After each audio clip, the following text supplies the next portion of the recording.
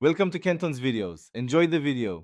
In this video, I will explain how to file corporation tax returns in the UAE. First, you must register your business for corporate tax with the Federal Tax Authority. This is a mandatory initial step for all resident and non-resident juridical persons operating within the UAE. Upon successful registration, you will receive a unique tax registration number, which is absolutely essential for all your future tax-related activities and compliance requirements. This ensures your business is properly recognized by the tax authorities. Next, you need to accurately determine your taxable income. Corporate tax is levied on your business's net profit, as reported in your audited financial statements. You can deduct eligible business expenses like salaries, rent, and general operating costs. However, certain items such as fines, specific entertainment expenses, or donations are not deductible.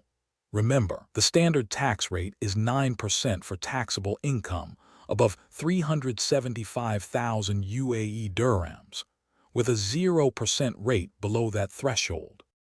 Once your taxable income is calculated, the next crucial step is filing your tax return. This must be done electronically through the Federal Tax Authority's secure online portal. The deadline for submission is typically 9 months after the end of your tax period, so mark your calendar. It is absolutely crucial to ensure all your financial records and supporting documents are accurate and complete to avoid any issues or potential penalties for incorrect submissions. Finally, you must make your corporate tax payment. This payment is also due within 9 months after your tax period concludes, aligning with the filing deadline.